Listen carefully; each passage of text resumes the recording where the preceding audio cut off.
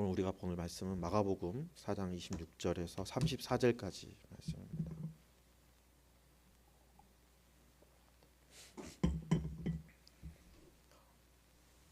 또 이르시되 하나님의 나라는 사람이 씨를 땅에 뿌림과 같으니 그가 밤낮 자고 깨고 하는 중에 씨가 나서 자라되 어떻게 그리 되는지 알지 못하느니라.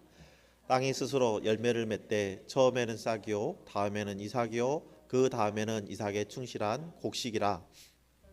열매가 익으면 곧 낫을 대나니 이는 추수 때가 이르렀음이라. 또 이르시되 우리가 하나님의 나라를 어떻게 비교하며 또 무슨 비유로 나타낼까? 겨다시 한 알과 같으니 땅에 심길 때에는 땅 위의 모든 씨보다 작은 것이로되 심긴 후에는 자라서 모든 풀보다 커지며 큰 가지를 내나니 공중의 새들이 그 그늘에 깃들일 만큼 되느니라.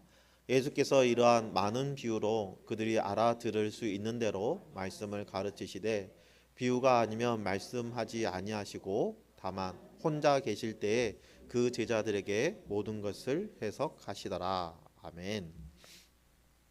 그리고 나비 효과라는 말 들어보셨죠? 나비의 작은 날개짓이 이후에 예상하지 못하는 엄청난 결과를 가져온다라는 이론이죠.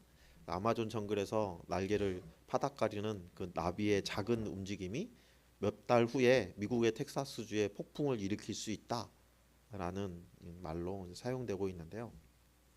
조그마한 변화가 다른 쪽에는 예측할 수 없는 변화무쌍한 날씨를 만들어낸다 하는 의미죠. 내가 가지고 있는 그 미약한 힘으로 무엇을 할 수 있을까?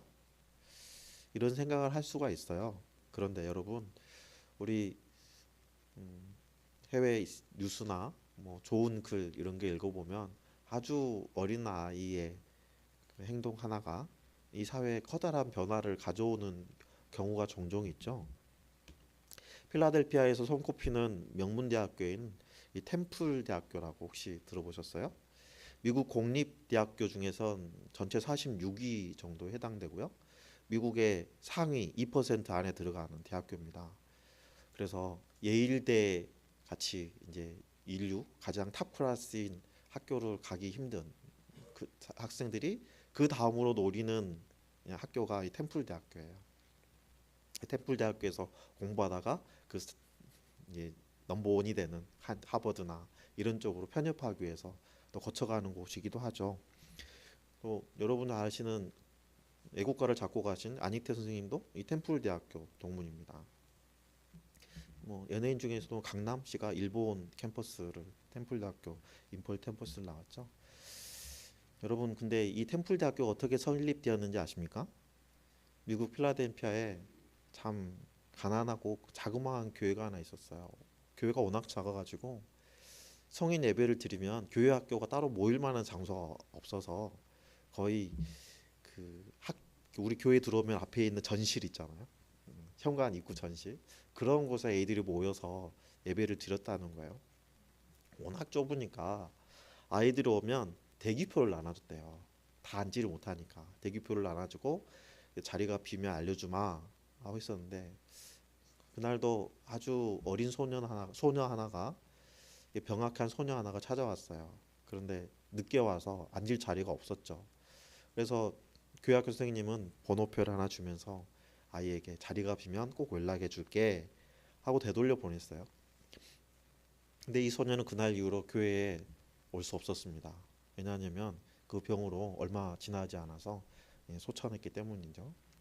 이 소녀의 장례식 때 이제 그 교회 목사님이 가서 장례를 집전을 하는데 그 소녀의 머리맡에 작은 편지 봉투와 그 안에 57센트 돈이 들어 있었어요. 그리고 거기 편지에 이렇게 쓰여 있었어요. 목사님 저도 교회 가고 싶었어요. 그런데 교회당이 너무 작아서 들어갈 수 없었어요. 너무 작은 돈이지만 드립니다. 제가 모은 이 돈으로 교회당을 좀 넓게 지어서 우리 친구들이 다 예배 드릴 수 있게 해주세요. 장례식장에서 목사님이 울먹이면서 그 편지를 읽었고 장례식에 참여했던 문상객들은 자발적으로 지갑을 열어서 모금을 하기 시작했어요. 그리고 이 이야기가 그 동네 사람들에게 또 전파가 되었고 교회당을 건축하기 위한 모금이 시작됐고요. 그리고 이 병든 소녀가 된 57센트의 헌금이 종잣돈이 되어서 아름다운 템플 교회당이 지어지게 됐어요. 그뿐 아니라 가난해서 치료받지 못하고 세상을 떠난 이 소녀, 이러한 소녀가 다시 나타나지 말아야겠다 하는 마음으로 템플 재단에서 병원도 지었습니다. 그리고 돈이 없어서 공부하지 못하는 학생들을 위해서 템플 대학교도 만들어졌죠. 지금의 템플 대학교 전신이 바로 이 작은 가난한 아이가 낸 57센트에서 시작한 거예요. 이 소녀가 간절한 마음으로 드렸던 57센트, 우리나라 돈으로 환산하면 740원 정도, 지금 환율로 따지면 1,000원도 안 되는 이 작은 돈이, 이 작은 금액이 당시에는 상상조차 할 수 없었던 큰 일을 이루어낸 거예요. 이처럼 지금은 아주 미약한 일이라 할지라도, 보잘것 없는 것이라 할지라도 앞으로 어떻게 될지는 우리는 아무도 모른답니다. 오늘 본문은 이와 같이 무한한 가능성에 대해서 말씀하고 있어요. 오늘 말씀을 통해서 우리에게 무엇을 말씀하시는 것인지 이해하고 말씀에 담긴 하나님의 뜻대로 우리가 살아가는 그런 결단의 시간 되기를 예수님의 이름으로 축복합니다. 오늘 말씀 앞부분에 보면 4가지 땅에 뿌려진 씨앗의 비유에 대해서 말씀하시고 이어서 등경 위에 놓인 등불에 대한 비유가 이어집니다. 여러분, 씨의 특징은 뭐냐면요, 씨는 아무리 작고 어떤 모양을 가지고 있다 하더라도 그 안에는 생명이 있다는 거예요. 그 안에 생명이 있기 때문에 씨앗을 심으면 크든 작든 싹이 트는 거죠. 생명이 있는 씨앗이라 할지라도 떨어진 땅에 따라서 싹이 날 수도 있고 말라버릴 수도 있는 거예요. 그게 4가지 땅에서 비유해서 말씀하시는 거예요. 생명이 심어져서 생명을 얻는 경우도 있지만, 생명을 심었지만 생명을 거두지 못하고 죽음이 이르는 경우도 있다는 거예요. 여러분, 여기서 이야기하시는 거는요, 악인의 땅이든 의인의 땅이든 씨앗은 차별 없이 다 뿌려졌다는 거예요. 의인의 땅이든 악인의 땅이든 차별 없이 햇빛이 부어지고 비가 내리는 것처럼 이 생명도 차별 없이 뿌려졌다는 거예요. 문제는 뭐냐면요, 반응이었다는 거죠. 생명을 품은 땅은 30배, 60배, 100배의 결실을 맺어요. 우리 안에는 생명이 있죠. 요한일서 5장 11절 12절에 보면 또 증거는 이것이니 하나님이 우리에게 영생을 주신 것과 이 생명이 그의 아들 안에 있는 그것이니라. 같이 읽을까요? 아들이 있는 자에게는 생명이 있고 하나님의 아들이 없는 자에게는 생명이 없느니라. 예수님을 영접한 우리 안에는 생명이 있어요. 이 생명이 열매를 맺으려면 우리의 마음밭의 상태가 좋아야 되는 거예요. 그렇죠? 그렇다면 어떻게 해야 우리 마음밭에 심겨진 생명이 열매 맺을 수 있을까요? 마가복음 4장 21절 25절은 등경 위에 있는 등불의 비유가 있어요. 여기에 보면 그 방법이 나와 있는데요, 등경 위에 올려놓은 등불을 감출 수 없듯이 우리 안에 있는 생명의 빛도 감출 수 없다는 의미예요. 24절 25절 말씀을 보면 예수께서 그들에게 말씀하셨다. 너희는 세게 들으라. 너희가 되질하여 주는 만큼 너희에게 되질하여 주실 것이요 덤으로 더 주실 것이다. 가진 사람은 더 받을 것이요 가지지 못한 사람은 그 가진 것마저 빼앗길 것이다 라고 말씀하세요. 여러분, 여기서 되질하다라는 이 말씀은요, 여러분 돼 알죠? 한 대, 2대 하는 이 되에다가 딱 재서 퍼준다는 거예요. 한 대, 2대 이렇게 준다는 거예요. 내가 내 안에 있는 생명을 한 대, 2대 이렇게 퍼주면 내가 퍼주는 만큼 하나님께서 내 안에 생명을 더 주실 것이고 내가 퍼주는 것만큼 더 많은 생명을 내 안에 넣어주신다는 거예요. 그렇다면 여러분, 우리가 가진 생명을 헤아려 주잖아요. 그러면 우리 안에 있는 생명이 말라서 없어지는 것이 아니라 우리 안에 있는 생명이 더 풍성해진다는 거예요. 그렇다면 여러분, 이 생명을 나누는 일에 기한이 있지 않겠어요? 그죠? 그게 언제까지일까요? 예수님이 마지막 때에 말씀하시는 게 마가복음 13장에 나와요. 1절 2절에는 성전이 무너질 거라는 것을 말씀하시고 3절부터 23절까지는 재난의 징조에 대해서, 14절부터 23절까지는 가장 큰 재난에 대해서, 그리고 24절 27절까지는 주님이 다시 오신다는 거에 대해서, 그리고 28절에서 37절까지는 무화과 비유를 통해서 그날과 그때는 아무도 모른다. 누구가 아신다고요? 하나님만이 아세요. 그리고 29절 30절을 세번역 성경으로 보면 이와 같이 너희도 그런 일들이 일어날 것을 보거든 인자가 문 앞에 가까이 온 줄을 알아라. 내가 진정으로 너희에게 말한다. 이 세대가 끝나기 전에 이 모든 일이 다 일어날 것이다. 이 세대가 끝나기 전에. 여러분, 당시 성도들은 이 말씀에 따라서 이 세대가 끝나기 전에 주님이 다시 오실 거라고 생각했어요. 그렇다면 이 세대, 이 한 세대는 몇 년 정도 되는 걸까요? 우리가 살아가는 세대에는 한 세대를 20년으로 봐요. 성경에서는 40년으로 봅니다. 광야 1세대, 광야 2세대 생각하시면 이해가 쉽겠죠? 성경에는 40년이라는 세월을 한 세대로 봐요. 자, 그렇다면 마가복음은요, 예루살렘 성전이 무너지기 전에 기록된 거기 때문에 주님 오신 후 70년 정도 이전에 기록된 거예요. 자, AD 70년에 기록된 책이고요. 마가복음을 처음 본 독자들은 70년 이전, 69년일 수도 있겠죠? 이때 마가복음을 처음 대면한 사람들이 한번 생각해 보세요. 한 세대라면 40년이잖아요. 그럼 예수님이 언제 십자가에 못 박히셨죠? AD 33년, 때로는 36년까지도 봐요.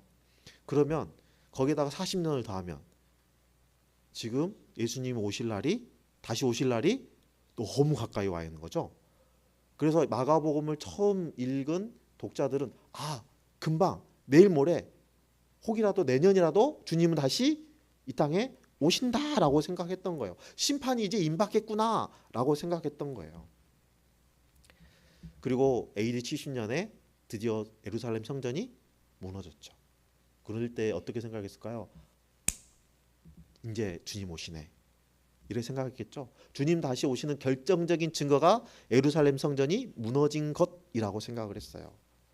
그렇게 생각을 가진 사람들이, 그 처음 마가복음 독자들이 오늘 본문을 읽고 있는 거예요. 오늘 본문 읽을 때 겨자씨의 비유를 들을 때 어떤 생각을 했을까요? 우리들은 이 겨자씨의 비유를 읽을 때 어떻게 이해하는 게 맞냐면요, 아주 작은 겨자씨 안에도 생명이 들어있기 때문에 이 지금 우리 가지고 있는 보잘것없는 믿음, 보잘것없는 생명을 심어도 열매가 맺힌다. 이 정도까지 생각하고 있어요. 그런데 여러분, 하나님께서, 예수님께서 단지 이거 말씀하시려고 겨자씨의 비유를 말씀하신 게 아니에요. 오늘 본문 26절과 30절을 다시 보면요, 또 이르시되 하나님의 나라는 사람이 씨를 땅에 뿌린 것 같은. 30절에 또 이르시되 우리가 하나님의 나라를 어떻게 비교하며 무슨 비유를 나타낼까?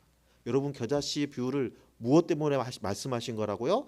하나님의 나라를 설명하기 위해서 말씀하신 거예요. 예수님께서 겨자씨 비유로 말씀하시는 것은 우리들은 이해력이 떨어져요. 하나님 나라를 아무리 설명해줘도 우리는 그 말씀을, 말로는 그 말을 이해할 수가 없어요. 33절에 보면 예수께서 이러한 많은 비유로 그들이 알아들을 수 있는 대로 말씀을 가르치시되 라고 말씀하세요. 이 말이 무슨 얘기냐면요, 말로 글로는 천국에 대해서, 하나님의 나라에 대해서 도무지 알 수가 없으니 그래도 조금이라도 알 수 있게끔 비유로 말씀하셨다는 거예요.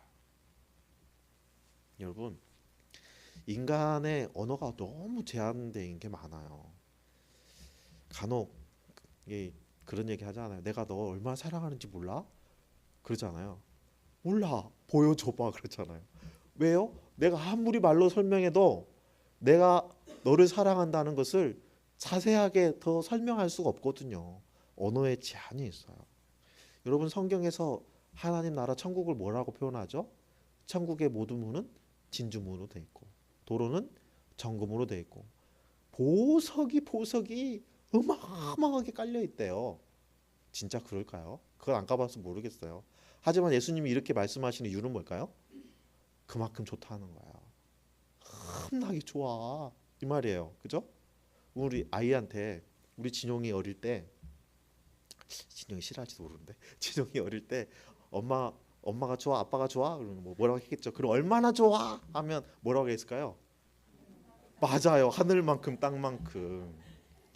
어린 아이의 생각에서는 더 이상 말로 표현할 수가 없어요. 엄마 아빠를 너무 사랑하긴 하는데 말로 표현할 수 없으니까 할 수 있는 말이 하늘만큼 땅만큼이었다는 거예요. 여러분, 우리가 말로 언어로 표현이 잘 안 되니까 시를 쓰잖아요. 그렇죠? 산문언어로 다 표현이 안 되니까 함축적인 언어인 시를 통해서 내 마음을 표현하면 상대방이 내 마음을 제대로 알 수는 없지만 그래도 어렴풋이 그 함축적인 의미를 추정해 볼 수는 있잖아요. 오늘 비유로 말씀하시는 거는 그것 때문이에요. 하나님의 나라를 아무리 말씀해 주셔도 우리는 제한된 이성으로, 제한된 지식으로는 하나님의 나라를 이해할 수가 없는 거예요. 그래서 어렴풋이라도 하나님 나라에 조금이라도 가깝게 설명하기 위해서 비유라는 것을 들으시는 거예요. 그리고 하나님의 나라는요, 이미 시작됐잖아요. 아직 완성이 되진 않았지만 날마다 하나님의 나라는 확장돼 가고 있는 거예요. 그리고 27절에 보면 그가 밤낮 자고 깨고 하는 중에 씨가 나서 자라되 어떻게 그리 되었는지 알지 못하니라. 이렇게 말씀하세요. 땅에 뿌려진 씨앗이 어떻게 자라나는지 나도 알 수 못하게 막 싹이 나고 열매가 맺어요. 땅 속에서 어떻게 이 씨앗이 어떤 작용으로 싹이 나는지 우리는 알지를 못하잖아요. 하지만 나는 못 보더라도 씨앗이 자라듯이 하나님의 나라가 내 눈에 보이진 않지만 하나님 나라는 확장되고 있다는 거예요. 우리가 열매 맺게 하는 일, 땅 속에 있는 씨앗에 어떻게 우리가 무슨 일을 하지 않아도 그 씨앗이 싹이 나는 것처럼 하나님 나라가 자라나고 있다는 거죠. 28절에 보면 또 이렇게 말씀하세요. 땅이 스스로 열매를 맺되 처음에는 싹이요, 다음에는 이삭이요, 그 다음에는 이삭의 충실한 곡식이다라고 말씀하십니다. 이제 겨우 싹 튼 걸 우리 눈으로 겨우 봤다 이거예요. 어이구, 이게 언제 커서 곡식이 될까? 라고 생각하지만 나도 모르는 사이에 훌쩍 자라 있는 것을 본다는 거예요. 어느새 곡식이 여물 때가 온다는 거예요. 아직은 완성되어 있지 않지만 하나님 나라가 완성된 것을 우리가 볼 날이 있다는 거죠. 그래서 예수님은 수수의 때가 반드시 온다라고 말씀하세요. 그래서 29절에 보니까 열매가 익으면 곧 낫을 되나니 이는 투수 때가 이르렀습니다. 말씀하세요. 심판의 때가 언제 올지는 아무도 모른답니다. 마가복음의 첫 번째 독자들도 생각하던 그 시기 1년 뒤에 2년 뒤에 주님이 다시 오실 것이고 그때 심판이 이루어질 거라고 생각했지만 그 심판은 이루어지지 않았어요. 하지만 확실한 것은 심판은 반드시 온다는 거예요. 예수님께서 말씀하시는 하나님의 나라는 우리가 느끼지 못할 만큼 처음에는 아주 미약할 수 있어요. 하나님 정말 계셔요? 하나님이 계신다면 어떻게 이런 일이 생길 수 있어요? 하고 외쳐도 반응이 없을 만큼 아주 미약할 수 있어요. 하지만 겨자씨가 심어져서 눈에 잘 보이지 않는 겨자씨가 심어져서 공중의 새가 깃들을 만큼 큰 나무가 되듯이 우리의 영혼이 충분히 쉼을 쉴 수 있을 만큼의 안식처가 만들어진다는 거예요. 하나님 나라가 없는 것이 아니라 우리 눈에 아직 보이지 않을 뿐이라는 거죠. 예수님께서 무엇을 강조하기 위해서 수수의 때를 언급하시는 걸까요? 모든 것은 때가 있다는 거예요. 씨를 뿌릴 때가 있고 싹이 트는 때가 있고 열매 맺을 때가 있고 추수할 때가 있다는 거죠. 마찬가지예요. 구원 받을 때가 있고 심판 받을 때가 있다는 것입니다. 그렇다면 아직 심판이 이루어지지 않은 이 시기에 우리가 해야 될 일은 뭘까요? 우리가 할 일은 씨를 뿌리는 일이죠. 그런데 여러분, 우리가 주의해서 알아야 되는 것은 우리가 씨를 뿌리고 버려두는 것이 아니라는 거예요.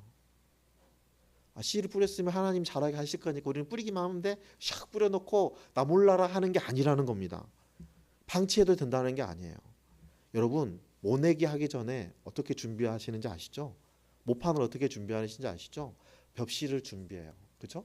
벽실을 소독해서 이제 육모 상자에다가 간격을 띄엄띄엄 뿌립니다. 너무 가까이 뿌리면 그냥 윗자라니까. 좀 이제 기다리면 출하가 되고 이렇게 싹이 나죠. 출하가 되고 어느 정도 자라면 그 모판들을 다 땅바닥에 쫙 내려놓고 천을 딱 덮어놓죠. 그러면 그 천 속에 눈에 보이진 않지만 천 속에서 꼬물꼬물 모가 이렇게 올라와요. 그렇죠? 그래서 이 정도 이 한 뺨이 정도 되게 되면 모판을 떼어다가 모내기를 하게 되는 거죠. 그리고 끝나나요? 그렇지 않죠? 피도 뽑아야 되고 때로 다른 입마름병 이런 거 걸으니까 또 열심히 또 약도 쳐야 되고 그러죠. 물도 넣었다가 뺐다가 해야 되고 그죠. 수시로 해야 됩니다. 무슨 얘기죠?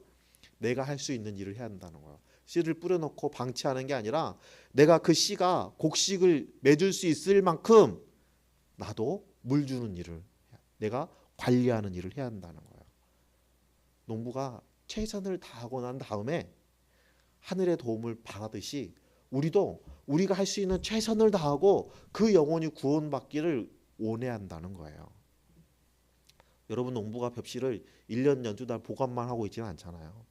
그 벽실을 따로 구별하는 건 무엇 때문에 벽실을 구별하죠? 다시 심기 위해서. 그렇죠. 하나님께서 우리에게 생명을 우리 안에 넣어주신 목적이 뭘까요?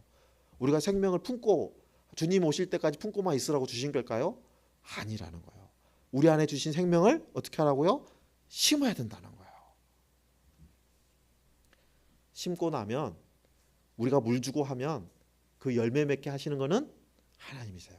하지만 우리가 물 주는 것까지는 우리가 해야 되는 거예요. 고린도서 3장 6절 7절 말씀을 보면 나는 심었고 아볼로는 물을 주었으되 오직 하나님께서 자라나게 하셨으니 그런즉 심는 이나 물 주는 이는 아무것도 아니로되 오직 자라게 하시는 이는 하나님뿐이로다. 이 말씀의 키 포인트는요. 하나님이 자라게 하신다는 거잖아요. 그런데 우리가 간과해서는 안 되는 거는요. 심고 물 주는 것은 우리가 할 일이라는 거예요. 우리의 책임이라는 거예요. 심는 일과 물 주는 일이 하나님의 일이라는 거예요. 내가 심고 물 주는 일을 통해서 하나님의 일에 내가 동역한다는 거예요. 내가 하나님의 동역자가 되는 거예요. 전능하신 하나님의 동역자가 저 같은 하찮은 사람이 동역자가 된다는 거예요. 여러분 그리고 더 중요한 게 하나 더 있어요. 심고 물 주는 그 밭의 소유권은 누구에게 있는 거죠? 종이 밭을 가고 수확을 하면 그 수확물은 누구 것이 되죠? 종의 것이 됩니까? 주인 것이 됩니까? 주인 것이 되죠. 우리가 심고 물을 주고 하고 열매 맺는 건 누구 것이죠? 하나님 거예요. 내 게 아니에요. 나는 하나님의 종이잖아요. 여러분 내가 예수님을 영접했다 하는 것은 예수님을 나의 주인으로 영접했다는 뜻이고 나의 왕이 하나님이시라는 거예요. 나의 통치자가 하나님이라는 예수님이라는 거예요. 따라서 우리는 누구를 위해서 일해야 되는 거죠? 하나님을 위해서 예수님을 위해서 일해야 되는 거예요. 그렇다면 우리의 주인 되시는 하나님께서 우리 주인 되신 주님께서 나에게 원하시는 게 뭘까요? 뭐라고요? 영혼 구원해서 제자 삼는 거예요. 여러분 주님께서 우리에게 제자들에게 생명을 주신 것은 그 생명을 나누어서 또 다른 생명을 얻기 위해서 주신 거예요. 씨앗 안에는 생명이 있잖아요. 그 생명을 심어서 30배, 60배, 100배의 결실을 맺기 위해서 우리 안에 생명을 주신 거예요. 달란트 비유에 따르면 하나님께서는 우리의 생명을 심어서 얼마나 열매를 맺었는가 그 성과를 보시지 않아요. 뭘 보시죠? 내가 생명을 심었는가를 보시는 거예요. 내가 생명을 심고 내가 물을 주었는가를 보시는 거예요. 내가 심고 물을 주고 열매를 하나를 맺든 두 개를 맺든 아니면 아무것도 거두지 못하든 그 결정은 하나님이 하시는 일이에요. 만약에 내가 심지 않고 가지고만 있다면 우리는 한 달란트 받은 종과 같이 악하고 게으른 종이라고 책망받게 될 것입니다. 이스라엘 백성들은 자신들이 하나님의 백성이라는 선민의식에 빠져가지고 엄청나게 큰 자부심을 가지고 있었잖아요. 하지만 그 자부심으로 인해서 그들이 행하지 않은 게 있어요. 선민의식에 사로잡혀서 그들의 사명은 유기한 거예요. 이스라엘 백성들의 사명이 무엇이었죠? 모든 민족의 복의 통로가 되는 거였어요. 하지만 그들은 하나님의 백성이라는 그 신분에 도취돼 가지고 그들의 사명은 망각하고 유기하고 살았던 것이죠. 그리고 마침내 어떻게 됐죠?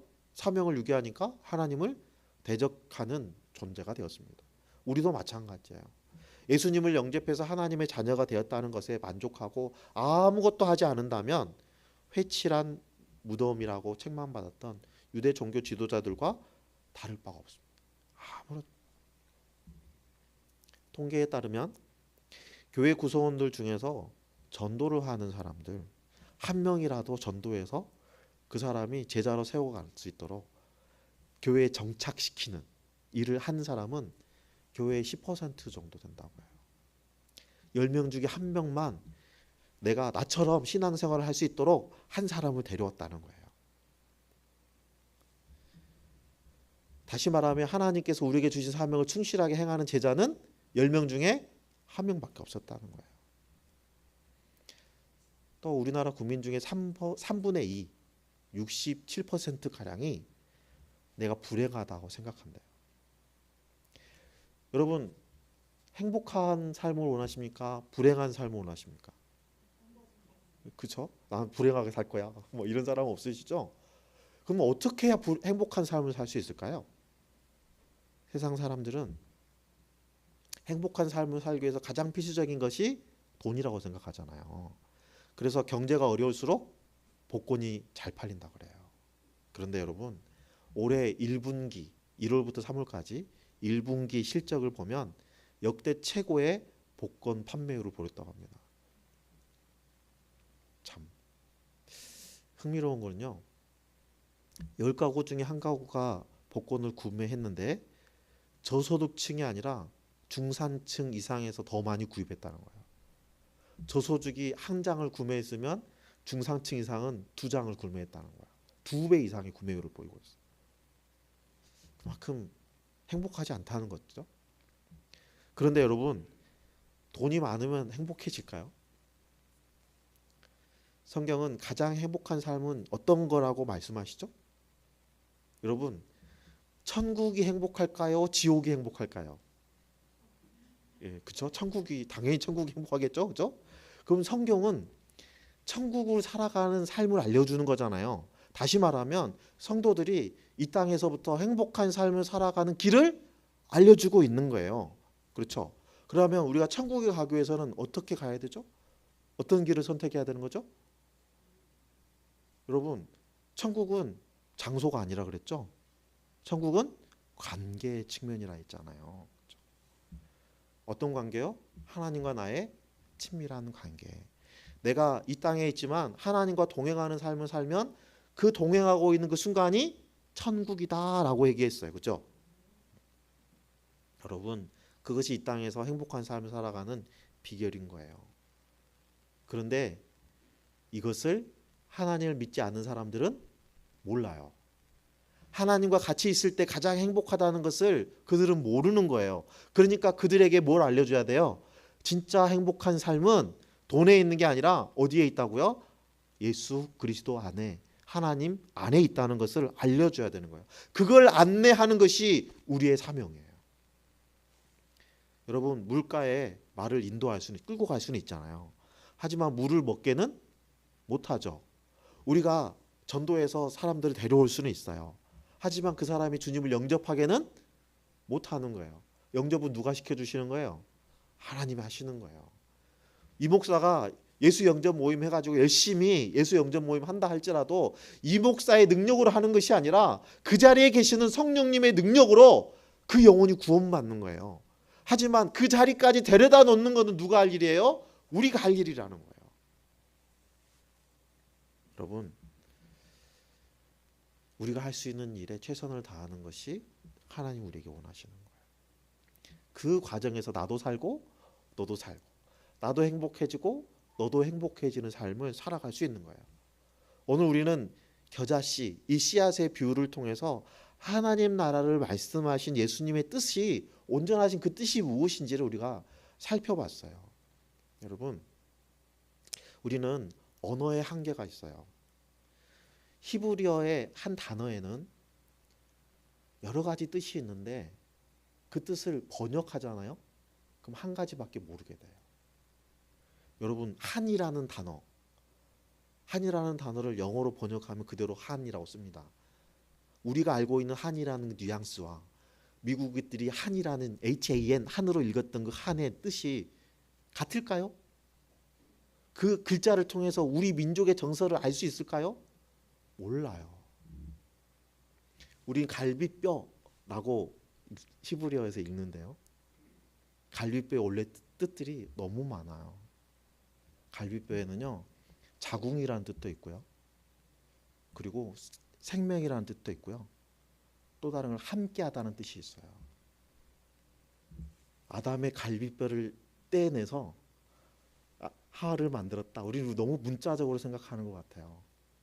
여러분, 하나님은 나와 영원히 함께 있을 사람을 옆에 지어준 거예요. 하나님은 나의 생명을 옆에 지어준 거예요. 그 아내를 보고, 남편을 보고, 우리 공동체 안에 있는 지체들을 보고 우리는 뭘 봐야 된다고요? 생명을 봐야 된다는 거예요. 그냥 갈비뼈 하나를 보는 게 아니라 그 갈비뼈 안에 들어있는 생명을 보아야 된다고요.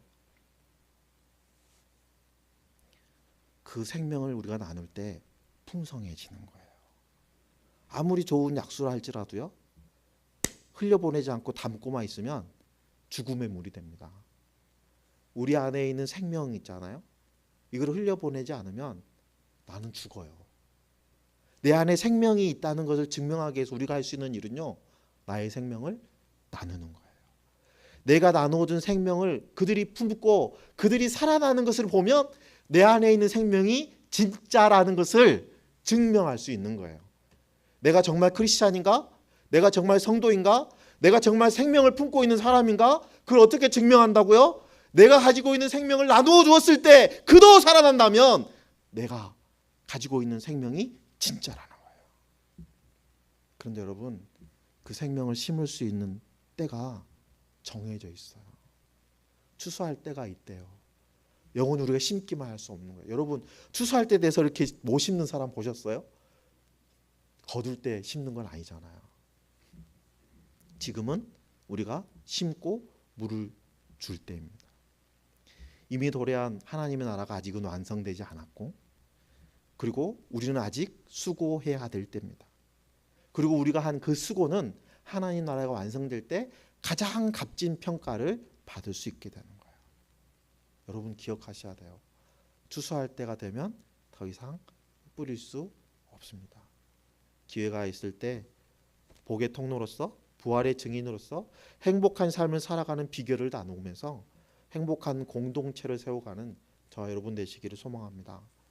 신앙은 혼자 하는 게 아니에요. 함께 가정을 만들어가는 거예요. 어떤 가정이요? 믿음의 가정이에요. 간혹 아이고 목사님, 우린 성도 다르고 그런데요, 여러분, 영적인 가족은 성이 필요 없는 거 아시죠? 우리 여기에 있는 모든 사람들이 한 가족이잖아요. 영적인 가족.